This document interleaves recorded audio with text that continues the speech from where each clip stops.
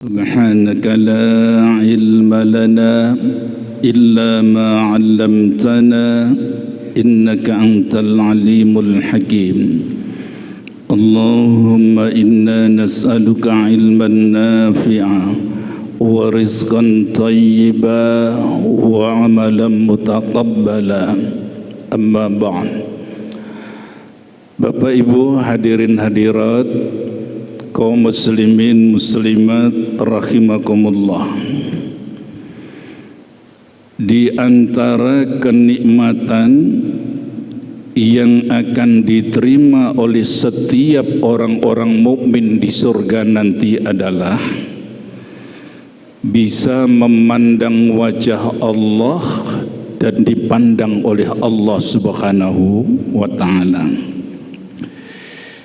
Itu pertama dinyatakan oleh Allah di dalam surat Al-Qiyamah ayat 22-23. Wujuhu yawma idzin nadhirah.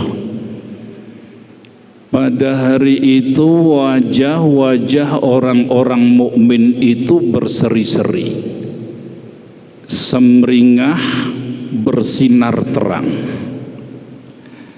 Kenapa kok bisa begitu? Ila rabbiha nadhirah. Karena kepada Tuhannya lah mereka memandang. Jadi berdasarkan ayat ini, nanti setiap orang mukmin itu bisa memandang wajah Allah. Dasar hukum yang kedua, di dalam surat Yunus ayat 26, Allah Subhanahu wa ta'ala berfirman demikian, lilladzina ahsanul husna wa ziyadah. Bagi orang-orang mukmin yang berbuat kebaikan, maka ada kebaikan yang mereka terima, ada pahala yang mereka terima, yaitu bisa masuk surga. Bukan hanya bisa masuk surga, wa ziyadah, dan ada tambahannya. Kalimat ziyadah yang maknanya tambahan oleh Rasulullah ditafsirkan bisa memandang wajah Allah Subhanahu wa ta'ala. Coba kita perhatikan di dalam hadis dari Syu'aib yang diriwayatkan oleh Imam Ahmad ini. Rasulullah bersabda, idza dakhala ahlul jannah al-jannah. Apabila penduduk surga itu sudah sukses masuk ke dalam surga, yaqulullah tabarak wa ta'ala, maka Allah akan berfirman kepada orang-orang yang sudah sukses masuk surga. Apa yang dikatakan oleh Allah? Turiduna syai'an azidakum. Kata Allah, wahai hamba-hambaku yang sudah masuk surga, apakah ada yang kalian inginkan tambahan dariku? Kata orang-orang yang sudah masuk surga, ya Allah ya Rabb, kami sudah bersyukur ya Allah bisa masuk surga, selamat dari neraka. Ya Allah ya Rabb, kami bersyukur Engkau telah memutihkan wajah-wajah kami, membuat berseri-seri wajah kami. Saya kira cukup ya Allah. Setelah orang-orang mukmin ngomong begitu, langsung Allah membuka hijabnya.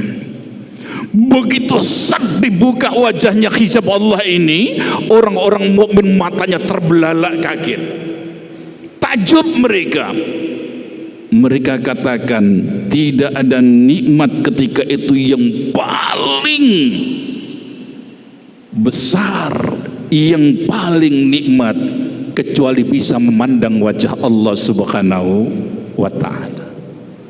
Jadi berdasarkan hadis niki, ayat ini, bahwa orang mukmin nanti di surga akan bisa memandang wajah Allah. Nek dunia gak bisa, Pak. Kalau di dunia nggak bisa. Nabi Musa saja menginginkan bisa melihat Allah di dunia, nggak bisa, nggak kuat. Dasar hukum sing nomor telu, hadis dari Jarir, Satu ketika Rasulullah itu sedang cangkruan, Pak, kumpul dengan para sahabat. Pas di malam purnama, padang bulan. Tiba-tiba Rasulullah mengarahkan pandangannya ke bulan purnama itu. Sambil Rasulullah mengatakan, innakum satarawna rabbakum kama tarawna hadzal qamar.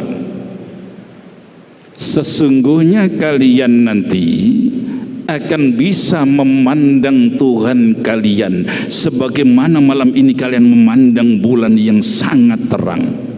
La tudhammu nafi ru'yati. Kalian tidak akan samar-samar memandang wajah Allah. Kalian nanti akan jelas bisa memandang wajah Allah. Kan dasar hukum ini jelas bahwa nanti kita orang-orang mukmin kalau bisa mempertahankan iman kita masuk surga, nanti dijamin nanti bisa melihat wajah Allah. Tapi ingat, berdasarkan banyak riwayat, ternyata ada beberapa kelompok manusia yang nanti terhalang, mereka tidak bisa memandang wajah Allah. Dan itu dinyatakan Rasulullah di dalam banyak hadis. Kelompok sing nomor setunggal, berdasarkan hadis riwayat Imam Muslim, hadis yang ke-107, termasuk kelompok yang nanti terhalang tidak bisa memandang wajah Allah. Rasulullah dawuh ngeten, thalathatun la yukallimuhumullahu yaumal qiyamah wa la yuzakkihim wa la yanzuru ilaihim wa lahum adzabun alim. Kata Rasulullah, ada 3 kelompok manusia yang nanti di alam akhirat tidak bisa memandang wajah Allah. Mereka tidak diajak bicara oleh Allah, tidak disucikan oleh Allah dari dosa dan kesalahannya, dan dipastikan mereka akan mendapatkan azab. 3 kelompok itu kata Rasulullah, sing nomor siji syaikhun zanin, orang tua yang masih suka melakukan perzinahan.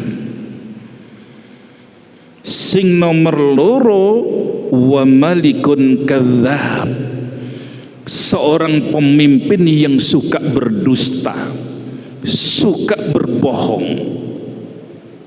Sing nomor telu wa ailum mustakbir, wong miskin sing sombong. Wis gak duwe kadek sombong. Niki termasuk kelompok niki. Syaikhun zanin, sing nomor siji adalah orang tua yang masih suka melakukan perzinahan. Ini termasuk kelompok yang nanti di alam akhirat dipastikan mereka tidak akan diajak bicara oleh Allah, tidak dipandang oleh Allah, tidak disucikan oleh Allah, dan pasti akan mendapatkan azab. Mangkana tulur-tulur kabeh, tan saya wis tuwa, umur wis 70 tahun, 70 tahun, harus wajib banyak mengucapkan kalimat-kalimat thayyibah, banyak membaca istighfar, berlindung kepada Allah, ojo sampai ngelakoni dosa, kudu sering sapa masjid, ngrungokno nasihat-nasihat ilmu agama, ojo sampai niru sing kaya ning TV-TV niku. Umur wis 70 tahun bandino sek mendem, wis 70 tahun sek suka nyolong, dadi bandar narkoba, wis kadek ngono nyolong, anake putune dijak nyolong kabeh. Iki wong tua geblek iki jenenge. Wa malikun kadzab, termasuk pemimpin yang suka berbohong masuk dalam kelompok niki. Pemimpin berbohong itu kalau pemimpin dalam konteks kita sekarang ini, mulai RT, RW, kades, lurah, camat, bupati, gubernur, para menteri sampai presiden. Kalau ini kelompok-kelompok yang suka ngapusi, berbohong kepada rakyatnya, Pak, termasuk niki kelompok terhalang mereka, wis diazab oleh Allah, dicuekin oleh Allah. Sing nomor telu, wa'ilum mustakbir, wong miskin sing sombong. Napa ana wong miskin sing sombong? Mesti ana, Pak. Anane Rasulullah ngomong iki mesti ana. Kadang-kadang mangan wis terlontah-lontah, sedina adang, rong dina gak adang. Ngoten niku nek ngomong niku watos e. Diarani miskin gak gelem, disumbang gak gelem. Wis miskin gak gelem ibadah, nek dinasehati niku malah menteng kelek, malah nentang. Lho potongane wong miskin sing model ngeten iki mesti wonten, Pak. Miskin tapi sok sugih, miskin tapi gak gelem menerima nasihat. Miskin tapi antos atine. Miskin tapi penampilan kaya wong sugih padahal iku utangan. Gak mau disebut miskin. Wong miskin sing sombong niki termasuk kelompok niki, Pak. Wis gak dijak ngomong bari Allah, tidak disucikan hatinya, gak dipandang oleh Allah, tidak bisa memandang wajah Allah, dan mereka pasti akan masuk neraka jahanam. Muga-muga kesempatan akan datang bisa disambung. Wa akhiru da'wana alhamdulillahi rabbil alamin. Assalamualaikum warahmatullahi wabarakatuh.